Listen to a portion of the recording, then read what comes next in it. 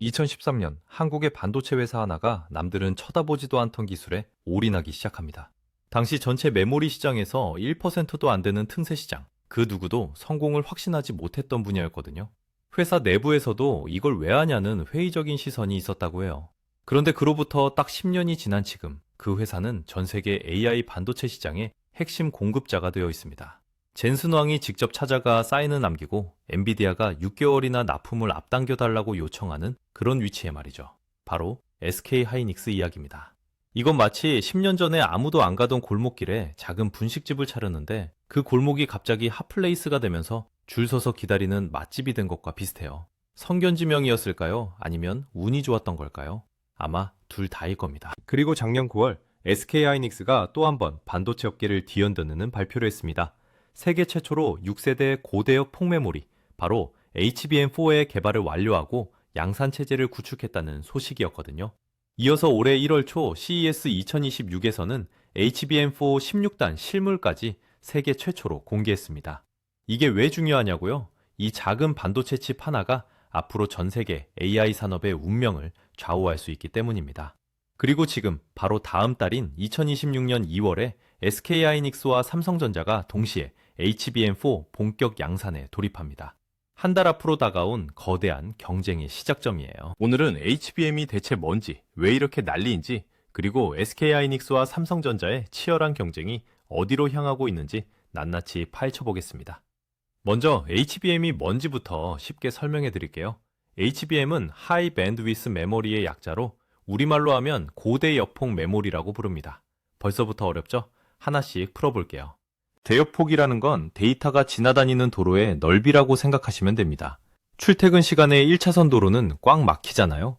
그런데 8차선 고속도로는 훨씬 원활하게 흐르죠. 대역폭이 넓다는 건 이 8차선 고속도로처럼 한 번에 더 많은 데이터가 빠르게 지나갈 수 있다는 뜻이에요. 그렇다면 HBM은 일반 D램이랑 뭐가 다를까요? 우리 집에 있는 컴퓨터나 노트북에 들어가는 메모리가 바로 D램인데요.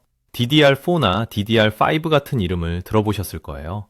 이런 일반 D램은 평면에 딱 하나의 칩이 놓여있는 구조입니다. 1차선 도로라고 생각하시면 돼요. 반면에 HBM은 완전히 다른 접근을 합니다. 같은 공간에 16차선 고속도로를 깔아놓은 것과 같거든요. 어떻게 이게 가능하냐고요? HBM은 D램 칩을 여러 개 수직으로 쌓아 올립니다. 마치 아파트처럼 층층이 쌓는 건데요. 이전 세대인 HBM3E는 최대 12층까지 쌓았고 이번 달 초 CES 2026에서 SK 하이닉스가 공개한 HBM4는 무려 16층까지 쌓아 올렸습니다. 이거 좀 더 쉽게 비유해 볼게요. 서울 강남에 땅이 부족하다고 해서 옆으로 건물을 늘릴 수는 없잖아요. 그래서 위로 높이 쌓는 거예요. 마찬가지로 반도체도 옆으로 늘리기엔 공간이 한정돼 있으니까 위로 쌓아서 같은 면적에 더 많은 용량을 집어넣는 겁니다. 롯데월드 타워가 123층인 것처럼 HBM도 층수 경쟁을 하고 있는 거죠.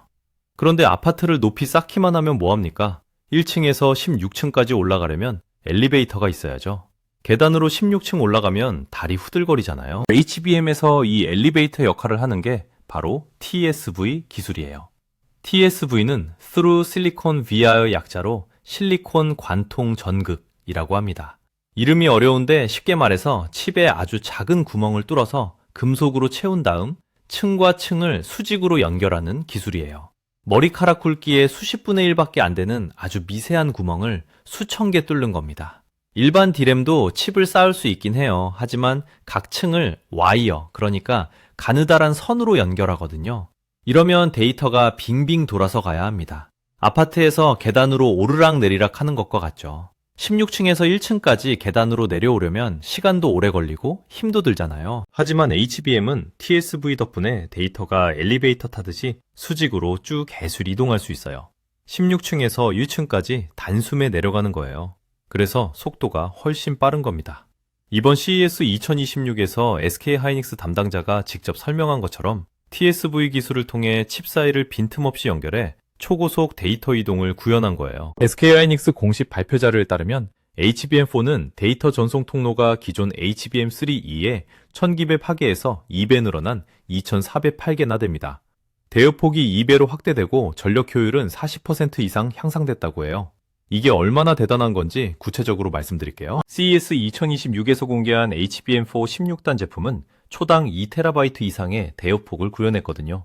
이건 고화질 영화 400편 이상을 단 1초 만에 처리할 수 있는 수준입니다. 현재 AI 서버의 주력인 HBM3E와 비교하면 속도가 60% 이상 향상된 수치예요. 숫자가 와닿지 않으시죠? 이렇게 생각해 보세요. 넷플릭스에서 영화 한 편 다운로드 받으려면 보통 몇 분 걸리잖아요. 그런데 HBM4가 탑재된 시스템에서는 영화 400편을 1초 만에 처리한다는 거예요. 우리가 눈 한번 깜빡이는 시간에 넷플릭스 전체 인기 영화 목록을 다 훑어볼 수 있는 셈입니다. 그렇다면 HBM은 왜 이렇게 갑자기 주목받게 됐을까요? 사실 HBM은 2013년에 이미 개발됐어요. 10년도 넘은 기술인데 왜 이제 와서 난리일까요? 여기서 AI의 등장이 결정적이었습니다. 챗 GPT 같은 생성형 AI가 작동하려면 엄청난 양의 데이터를 순식간에 처리해야 합니다. 우리가 챗 GPT한테 질문하면 몇 초 만에 답이 오잖아요. 그 몇 초 동안 AI는 수천억 개의 매개 변수를 동시에 연산하고 있어요. 인간의 뇌에 있는 신경세포처럼 복잡한 계산을 순식간에 해내는 거죠. 이때 병목 현상이 생기면 AI는 버벅거리게 됩니다. 병목 현상이 뭐냐고요? 고속도로에서 갑자기 1차선으로 줄어드는 구간 있잖아요. 아무리 앞이 뚫려 있어도 그 구간에서 막히면 소용없죠. 컴퓨터도 마찬가지예요. 프로세서가 아무리 빨라도 메모리에서 데이터를 제때 못 가져오면 전체 속도가 느려집니다. 폰 노이만 구조라고 들어보셨나요? 현대 컴퓨터의 기본 설계인데요. 1940년대에 만들어진 개념이에요. 이 구조의 고질적인 문제가 바로 메모리와 프로세서 사이의 데이터 이동 병목 현상입니다.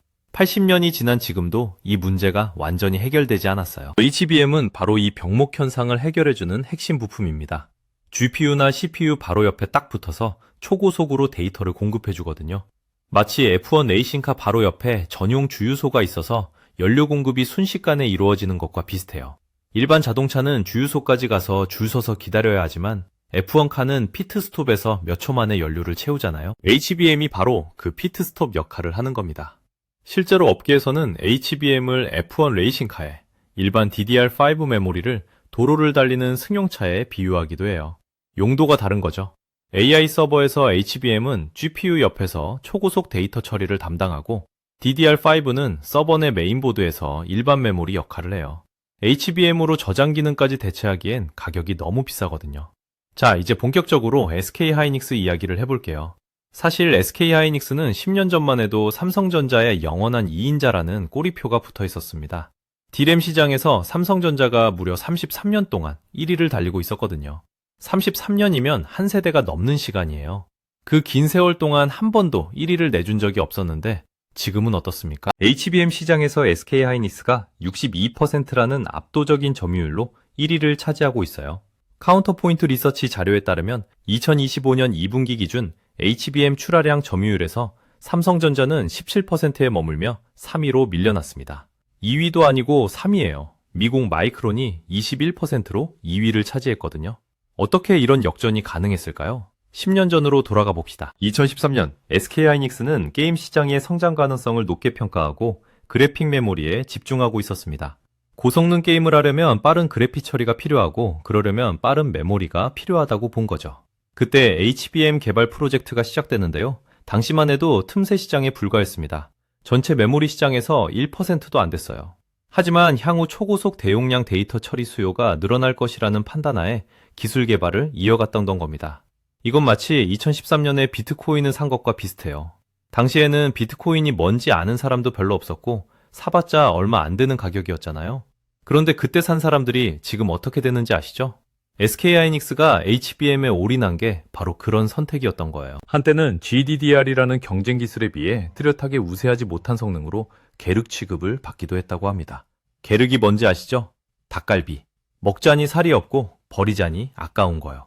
HBM이 딱 그런 취급을 받았어요. 개발은 해놨는데 시장이 안 열리니까요. 하지만 AI 시대가 도래하면서 상황이 완전히 뒤집어졌습니다. 2022년 챗GPT가 등장하고 엔비디아가 AI 가속기 시장을 장악하면서 HBM 수요가 폭발했어요. 그런데 이 시점에서 HBM을 당장 대량 생산할 수 있는 회사가 어디였을까요? 바로 10년간 묵묵히 기술을 쌓아온 SK하이닉스였습니다. 삼성전자는 오히려 2019년에 HBM 개발을 일시 철수했다가 뒤늦게 다시 시작하는 바람에 타이밍을 놓쳤어요.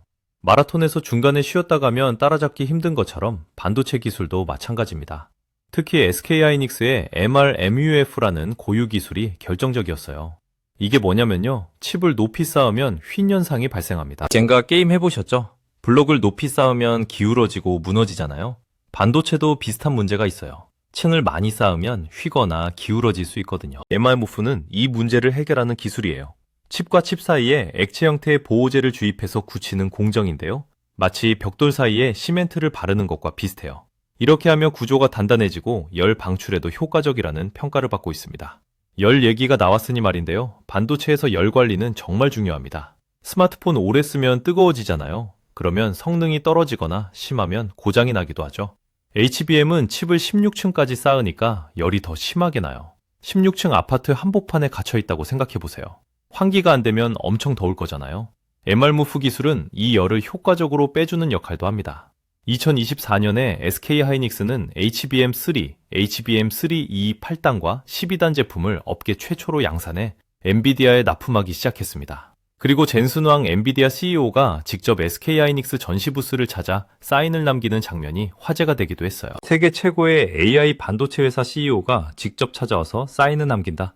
그만큼 SK하이닉스가 중요하다는 뜻이죠. 2025년 5월 대만 컴피텍스에서 젠슨왕은 SK하이닉스 부스를 방문해 HBM4를 잘 지원해달라고 언급했고요. 같은 해 11월에는 최태원 SK 회장이 젠슨왕으로부터 HBM4 공급을 6개월 앞당겨달라는 요청을 받았다고 공개하기도 했습니다. 6개월이면 반도체 업계에서는 엄청난 시간이에요. 그만큼 급하다는 거죠. 그리고 작년 9월 12일 SK하이닉스는 세계 최초로 HBM4 개발 완료와 양산 체제 구축을 공식 발표했습니다.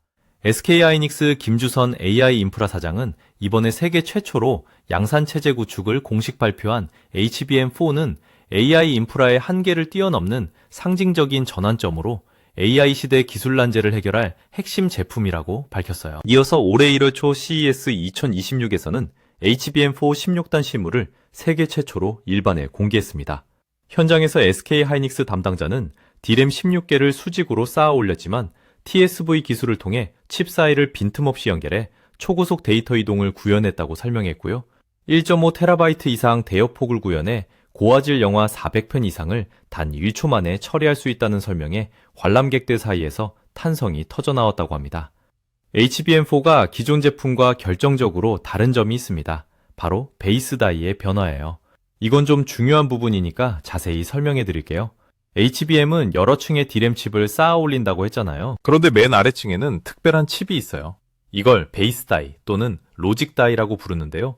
이게 일종의 두뇌 역할을 합니다. 위에 쌓인 D램들을 컨트롤하는 역할이에요. 아파트에 비유하면 1층에 있는 관리사무소라고 생각하시면 돼요. 입주민들의 택배를 관리하고 방문객을 확인하고 시설을 관리하는 곳이죠. 베이스 다이가 바로 그런 역할을 해요. 위층에 있는 D램들이 효율적으로 일할 수 있도록 교통정리를 해주는 거죠. 그런데 HBM4부터는 이 베이스 다이가 훨씬 복잡해졌어요. 단순한 관리사무소가 아니라 최첨단 스마트 빌딩 관제센터 수준이 된 거예요. 그래서 파운드리 공정이 필수적으로 도입됩니다. 파운드리가 뭐냐면 반도체 위탁 생산이에요. 메모리 회사가 직접 만들기엔 너무 복잡한 부분을 전문 업체에 맡기는 거죠.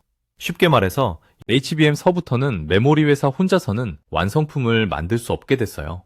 파운드리, 패키징 역량이 함께 필요해진 거예요. 마치 아이폰 만들 때 애플 혼자 다 만드는 게 아니라 삼성한테 디스플레이 받고 TSMC한테 칩 받는 것처럼요. 이 변화가 왜 중요하냐면 HBM 시장의 경쟁 구도가 완전히 재편될 수 있기 때문입니다. SK하이닉스는 세계 1위 파운드리 기업인 대만 TSMC와 원팀을 결성했어요. 2024년 4월에 베이스다이 제작을 TSMC에 외주 맡기고 패키징까지 협력하는 양해각서를 체결한 거죠. 레알 마드리드와 바르셀로나가 손잡은 것만큼이나 충격적인 동맹이었어요. 경쟁자가 아니라 파트너가 된 거니까요. 반면 삼성전자는 다른 전략을 택했습니다. 베이스다이를 자체 파운드리에서 직접 생산하는 거예요. 삼성전자는 메모리, 파운드리, 패키징을 모두 자체적으로 해결할 수 있는 유일한 기업이거든요. 혼자서 다 할 수 있으니까 굳이 외부 도움을 받을 필요가 없다고 본 거죠. 여기서 흥미로운 경쟁 구도가 형성됩니다. SK하이닉스 플러스 TSMC 연합 대 삼성 턴키 솔루션의 대결이에요. 턴키라는 건 열쇠만 돌리면 바로 쓸 수 있다는 뜻으로 처음부터 끝까지 원스톱으로 해결해준다는 의미예요. 어떤 전략이 더 유리할까요? 아직 정답은 없어요. SK 하이닉스 연합은 각 분야 최고 전문가들이 뭉친 거라 기술력에서는 앞설 수 있지만 회사가 여러 개라 의사소통이 복잡할 수 있어요. 삼성전자는 혼자서 다 하니까 의사결정이 빠르지만 파운드리 기술력에서 TSMC에 밀린다는 평가도 있거든요. 이 대결의 승자가 AI 메모리 시장을 주게 됩니다. 그럼 삼성전자는 어떤 상황일까요? 솔직히 말해서 삼성전자는 HBM 경쟁에서 뼈아픈 시간을 보냈습니다. 앞서 말씀드렸듯이 2019년에 HBM 개발을 일시 철수했다가 뒤늦게 다시 시작했고 HBM3 개발도 SK 하이닉스보다 1년 늦었거든요. 엔비디아 납품 경쟁에서도 번번이 고배를 마셨어요. 퀄 테스트라고 하는 품질 검증 과정이 있는데요. 삼성전자는 HBM3 이 8단 제품의 단품 칩 인증은 2번 통과했지만 완성품 인증에서는 모두 탈락했거든요.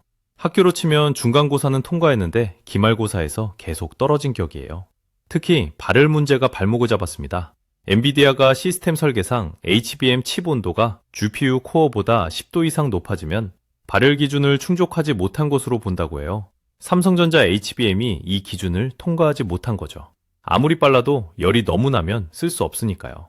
작년 초 CES 2025에서 젠순왕이 삼성전자의 HBM 공급을 받지 않는 이유를 묻는 질문에 삼성은 새로운 디자인이 필요하다고 답했어요. 사실상 불합격 통보나 마찬가지였죠. 메모리 세계 1위 회사가 이런 말을 들었으니 얼마나 자존심이 상했겠어요. 그런데 최근 삼성전자가 강력한 반격에 신호탄을 쏘아올리고 있습니다.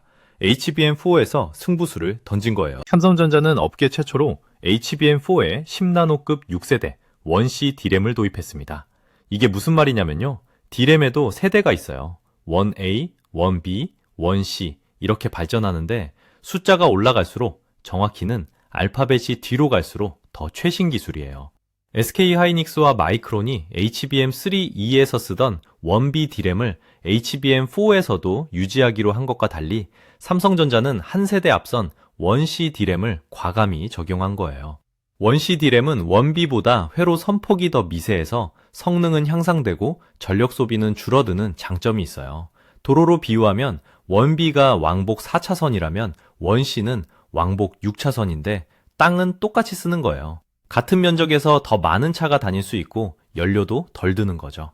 삼성전자 입장에서는 위험한 도박이에요. 아직 검증되지 않은 최신 기술을 쓰는 거니까요. 하지만 기존 방식으로는 SK 하이닉스를 따라잡을 수 없다고 판단한 거겠죠. 어차피 뒤처져 있는 거 과감하게 앞서 나가보자는 전략이에요. 업계 보도에 따르면 삼성전자의 HBM4가 엔비디아 퀄 테스트에서 구동 속도와 전력 효율 측면에서 최고 수준의 결과를 얻었다고 해요. 특히 HBM3E에서 발목을 잡았던 발열 문제를 1C D램을 코어 다이로 쓰면서 획기적으로 낮췄다는 평가가 나오고 있습니다. 다만 업계 관계자들은 이게 SK 하이닉스와 직접 비교한 결과가 아니라는 점을 주의해야 한다고 말해요. 엔비디아의 HBM 퀄 테스트는 업체별로 개별 샘플을 평가하는 방식이라 동일 조건에서 점수를 매겨 업체 간 우열을 공개적으로 비교하지 않거든요.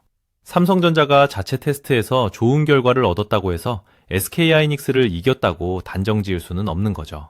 더 흥미로운 건 구글 TPU 시장에서의 움직임입니다. TPU가 뭐냐고요? 구글이 자체 개발한 AI 가속기예요. 엔비디아 GPU의 경쟁자라고 보시면 됩니다. 삼성전자가 구글의 차세대 AI 칩인 TPU에 탑재되는 HBM4 퀄 테스트를 최종 통과하고 올해 공급 물량 계약을 체결했다는 소식이 나왔어요. 한국경제신문 보도에 따르면 삼성전자가 작년에 브로드컴을 통해 구글용 HBM 전체 물량의 60% 이상을 공급한 것으로 확인됐습니다. 놀랍죠? SK 하이닉스가 전체 HBM 시장에서 62% 점유율로 압도적 1위인데 구글 TPU 시장에서는 삼성전자가 오히려 60% 이상을 공급하고 있다니요. 엔비디아 시장에서는 밀리지만 구글 시장에서는 앞서고 있는 거예요. 계란을 한 바구니에 담지 않은 셈이죠.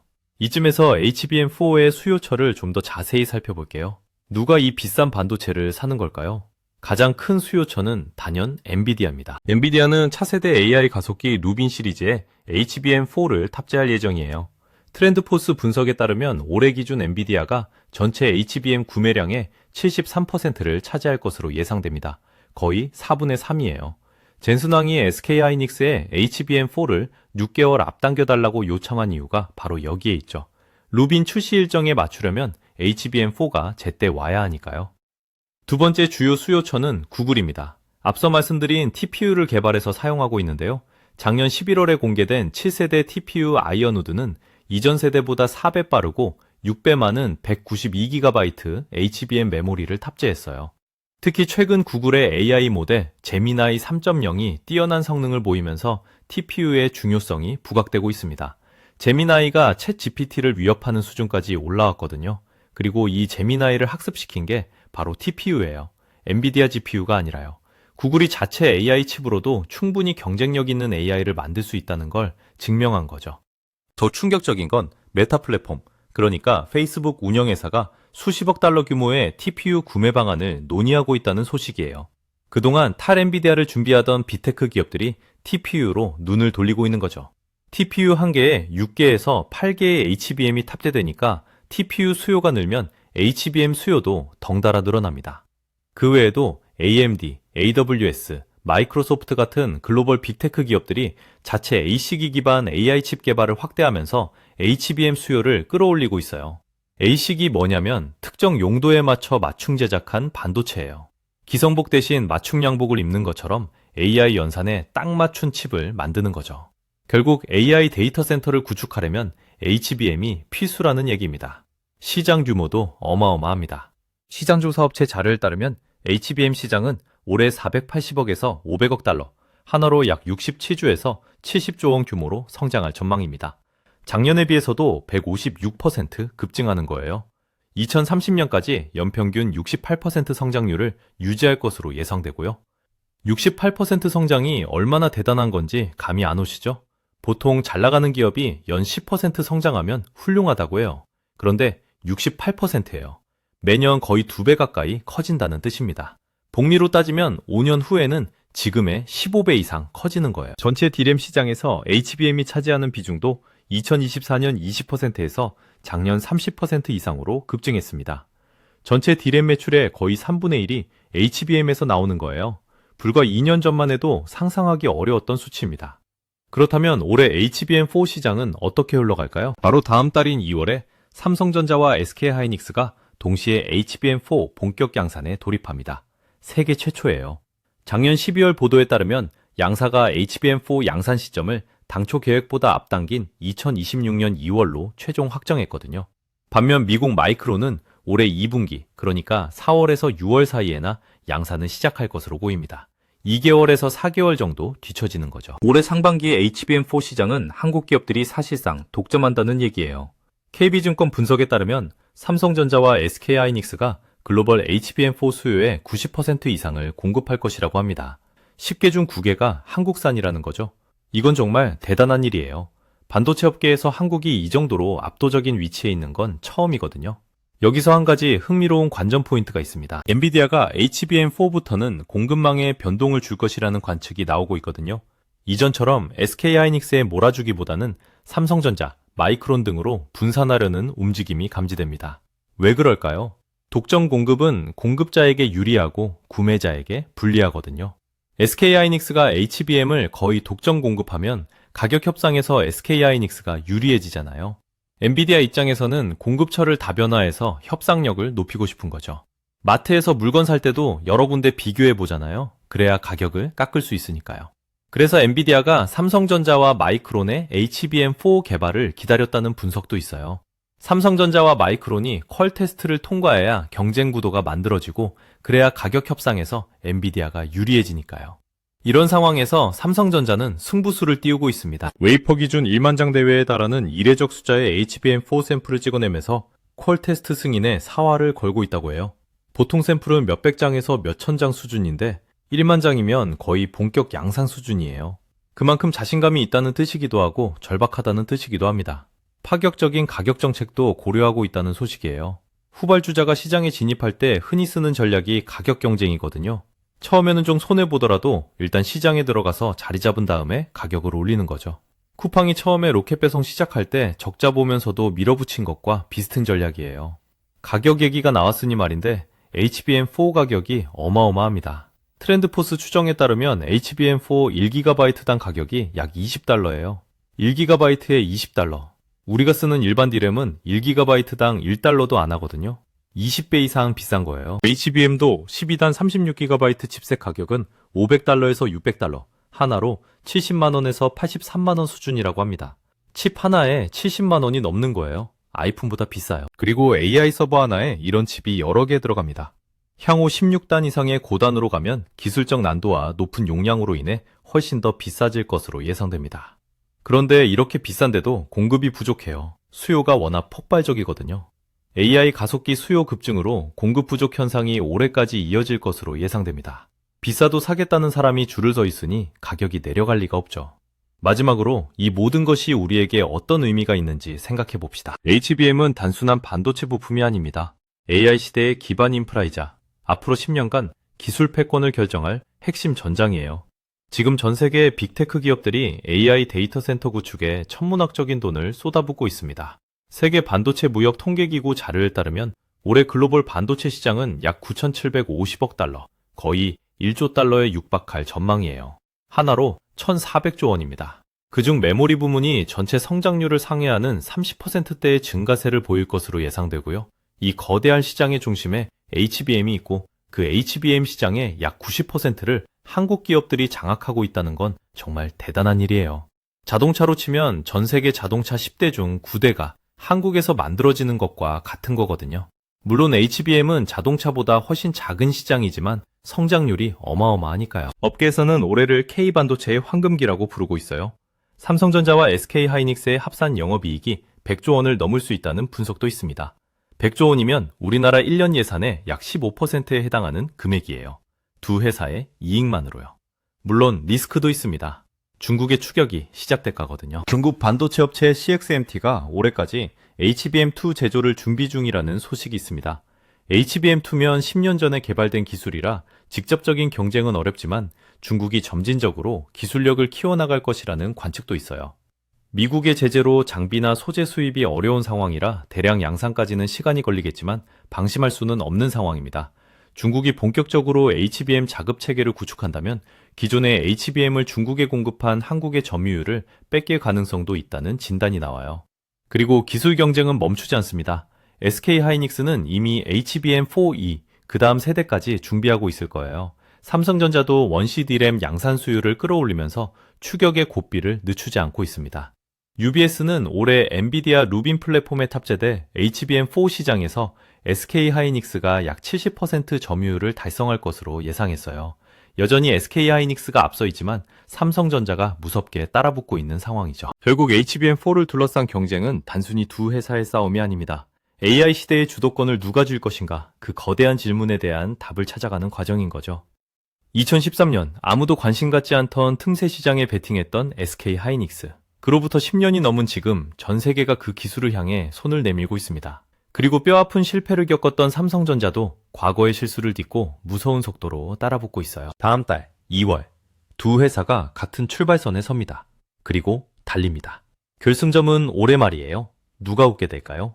AI 시대의 진짜 주인공은 누가 될까요? 어쩌면 둘 다 웃게 될 수도 있어요. HBM 시장이 워낙 빠르게 커지고 있으니까요. 파이가 커지면 나눠 먹어도 배부를 수 있잖아요. 하지만 1등과 2등의 격차에 따라 앞으로 10년의 운명이 갈릴 수 있습니다. 오늘도 시청해주셔서 감사합니다.